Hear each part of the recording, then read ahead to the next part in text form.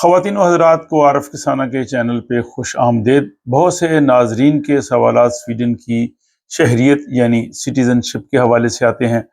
کہ انہوں نے بہت دیر ہو گئی ہے اپلیکیشن بھیجے ہوئے لیکن ان کو کوئی رسپانس نہیں آ رہا، اور کچھ نے اب یہ بھی سوالات بھیجے ہیں کہ جو نیا سیکیورٹی چیک کا سلسلہ شروع ہوا ہے اس حوالے سے بھی انہوں نے جو سوال نامہ تھا وہ بھی پر کر کے بھیجا ہے، لیکن وہ انتظار کر رہے ہیں اور مائیگریشن ایجنسی کی جانب سے ان کو کوئی رسپانس نہیں دیا جا رہا۔ اور بعض لوگ ایسے بھی ہیں کہ جن کو سٹیزن شپ کی اپلیکیشن دیے ہوئے 2 سال سے زیادہ عرصہ ہو گیا۔ اس حوالے سے میں نے کئی پہلے بھی ولاگز بنائے ہیں جس میں وہ ساری صورتحال جو ہے آپ لوگوں کو بتائی ہے، لیکن جو موجودہ صورتحال ہے جو جب 1 اپریل سے انہوں نے سیکورٹی چیک کا سلسلہ شروع کیا ہے تو اس میں بھی ابھی سوالات آئے ہیں کہ کچھ لوگوں نے کہا جی کہ ہم نے ان کو جواب بھیج دیے لیکن پھر بھی ہم انتظار کر رہے ہیں۔ تو آپ تمام لوگوں کے جو سوالات ہیں اور جو موجودہ صورتحال ہے اس سب کا جو جواب ہے مائیگریشن ایجنسی کی جانب سے 15 مئی کو جاری ہونے والی جو رپورٹ ہے جو سٹیزن شپ کے حوالے سے ہے، سویڈن کی نیشنلٹی کے حوالے سے ہے، یعنی شہریت کے لیے جو اپنے اپلیکیشنز دی گئی ہیں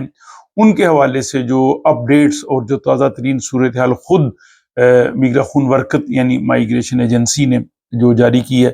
اس کی رپورٹ کا خلاصہ میں آپ کے سامنے پیش کرتا ہوں، اور ظاہر ہے بہت سے لوگوں کے لیے یہ جو بہت اہم ہے۔ اور اس رپورٹ میں ایک بڑی چونکا دینے والی بات کی گئی ہے کہ اپریل کے مہینے میں آلموسٹ اپلیکیشنز پہ کام جو ہے وہ فریز کیا گیا ہے، نہ ہونے کے برابر کام ہوا ہے، اور نیچرلائزیشن کی صرف 6 اپلیکیشنز جو ہیں وہ شہریت کے لیے ایکسیپٹ کی گئی ہیں۔ تو یہ ایک بہت بڑا لوگوں کے لیے جو ہے وہ پریشانی کا باعث ہے۔ ظاہر ہے سویڈن ایک جو ہے ویلفیئر اسٹیٹ ہے اور لوگ چاہتے ہیں کہ اس ویلفیئر اسٹیٹ کے وہ سٹیزن بنے، یہاں کا ایک بہترین فلاحی نظام ہے، ایک پرکشش ملک ہے، اور اس ملک کا شہری ہونا بھی ظاہر ہے بہت سے لوگوں کے لیے جو ہے وہ باعث مسرت اور باعث فخر ہوتا ہے۔ لیکن مائیگریشن ایجنسی نے جو سلسلہ شروع کیا ہے خصوصاً یہ 1 اپریل سے جو سیکیورٹی چیک کا نظام، اس کی وجہ سے جو ہے وہ اپلیکیشنز پہ فیصلہ ہونے کا سلسلہ بہت سلو ڈاؤن ہوا ہے، اور اسی کی وضاحت مائیگریشن ایجنسی نے 15 مئی کو اپنی رپورٹ میں کی ہے۔ اور اس میں مائیگریشن ایجنسی نے یہ بتایا کہ جب یہ نیا سلسلہ شروع ہوا ہے سیکیورٹی چیک کا کہ یعنی ان لوگوں کو شہریت دینے سے پہلے یہ چیک کیا جائے کہ کیا وہ سویڈن کی سلامتی کے لیے خطرے کا باعث تو نہیں ہے، اور اس حوالے سے میں نے پہلے 1-2 ولاگ میں پوری تفصیل دی ہے، وہ آپ اس میں دیکھ سکتے ہیں۔ تو اس کے لیے ایک جو چیز ہے کہ وہ پرسنل اپیرنس یعنی ذاتی شناخت اس شخص کی جائے گی جس نے جو ہے وہ درخواست دے رکھی ہے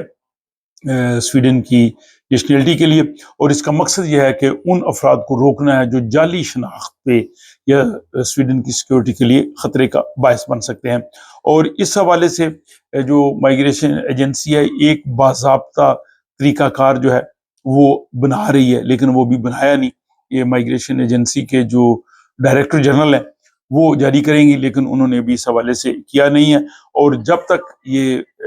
ان کی جانب سے نیا حکم نامہ یا جو طریقہ کار ہے وہ نہیں آتا تب تک ایک طرح سے جو اپلیکیشنز ان کے پاس ہیں وہ فریز ہیں، ان پہ زیادہ کام ہو نہیں رہا۔ اس کی تفصیل میں آپ کو بتاتا ہوں کہ مختلف ملکوں کے لیے جو ہے وہ کس انداز سے یا کتنے لوگوں کو نیشنلٹی دی گئی ہے، اور یہ صورتحال ظاہر ہے ان لوگوں کے لیے زیادہ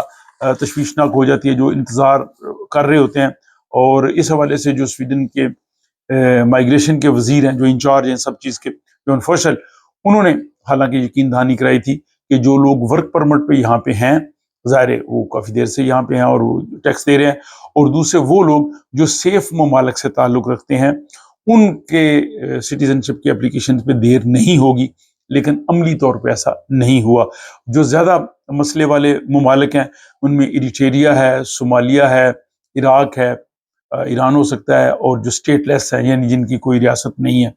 تو ان ملکوں کے جو لوگ ہیں جو اپنی شناخت نہیں دیتے ان کے لیے مسئلہ ہوگا، لیکن باقیوں کے لیے نہیں ہوگا جیسے انہوں نے کہا تھا۔ لیکن جو اصل فیکٹ یہ ہے کہ تمام ملکوں کے جو لوگ یہاں پہ ہیں سب کے سب جو ہے وہ متاثر ہو رہے ہیں، اور حالانکہ مائیگریشن بورڈ نے پہلے کہا تھا کہ جو 75% اپلیکیشنز جن کو ہم کنکلوڈ کرتے ہیں ان کو جو ہے وہ تقریباً 2 سال کا وقت لگتا ہے، لیکن یہ وقت بہت زیادہ لگ رہا ہے۔ اب ہم دیکھتے ہیں کہ 2025 کے جو پہلے 4 مہینے ہیں ان میں جو اپلیکیشنز اپروو ہوئی ہیں سٹیزن شپ کی، نیشنلٹی کی، خصوصاً جو پاکستان، بھارت وغیرہ، جنوبی ایشیا، ان کا ہم جائزہ لیتے ہیں. تو پاکستان کے جو 302 شہری تھے وہ پہلے 4 مہینے میں ان کو سویڈن کی نیشنلٹی ملی ہے. نیپال کے 14 لوگوں کو ملی ہے، اور اس کے بعد انڈیا کے 1259 یعنی 1259 لوگ جو ہیں ان کو نیشنلٹی ملی ہے، اور بنگلہ دیش کے لوگوں کو جو ہے 189 وہ ہیں. اور سب سے ٹاپ پہ جو ہے وہ افغانستان ہے. افغانستان کے 1720 یعنی 1720 لوگ جو تھے ان کو 4 مہینوں میں نیشنلٹی ملی ہے. لیکن نیشنلٹی کا جو پروسیس ہے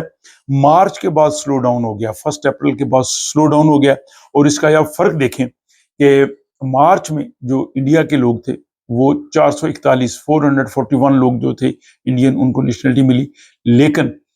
اپریل میں صرف 25 لوگوں کو ملی. اسی طرح اگر ہم پاکستان کی بات کریں تو پاکستان کے 75 لوگ جو تھے، 75 لوگ، ان کو مارچ میں نیشنلٹی ملی، لیکن اپریل میں صرف 19 پاکستانیوں کو ملی. اور یہ صرف پاکستان، بھارت نہیں، باقی لوگوں ممالک سے جو تعلق رکھتے ہیں لوگ، ان کی بھی یہی صورتحال ہے. جیسے برطانیہ، یونائٹڈ کنگڈم، وہاں کے مارچ میں 108 برٹش جو سٹیزن تھے وہ سویڈن کے شہری بنے، لیکن اپریل میں صرف 6 برٹش سٹیزن جو تھے ان کی اپلیکیشن منظور ہوئی سویڈش نیشنلٹی کے لیے. امریکہ کے مارچ میں 53 تھے، جبکہ اپریل میں امریکہ کے 21 رہ گئے. جرمنی کے 79 لوگ، مارچ میں ان کو نیشنلٹی ملی، لیکن اپریل میں صرف 9 لوگوں کو. آئرلینڈ کے 11 لوگوں کو نیشنلٹی ملی مارچ میں، لیکن اپریل میں کسی بھی آئرش کو نہیں ملی، یہ 0 ہے. اسی طرح مارچ میں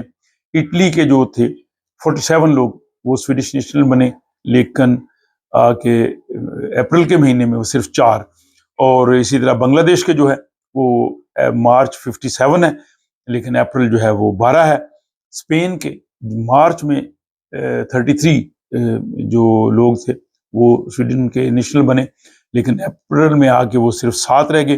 اور افغانستان کے 263 لوگ جو تھے مارچ میں سویڈش نیشنل بنے، لیکن اپریل میں 104. تو ہر ایک کے لحاظ سے یہ جو ہے وہ کم ہوئی ہے. صرف جن کی نیشنلٹی بائی نوٹیفکیشن ہے، یعنی جو نارڈک ممالک سے تعلق رکھتے ہیں، ناروے کے ہیں، وہ فن لینڈ کے ہیں، آئس لینڈ کے ہیں، ڈنمارک کے ہیں، ان کے لیے مسئلہ نہیں ہے. ان کی جو ہے وہ ٹھیک نیشنلٹی کا پروسیس جاری رہا ہے، اور اپریل میں 1120 لوگ جو ہیں ان کو ملی ہے. اب یہ بحران جو ہے یہ کیسے حل ہوگا؟ اور اس حوالے سے جیسے میں نے کہا کہ مائیگریشن ایجنسی نے کہا کہ ان کی جو ڈائریکٹر جنرل ہے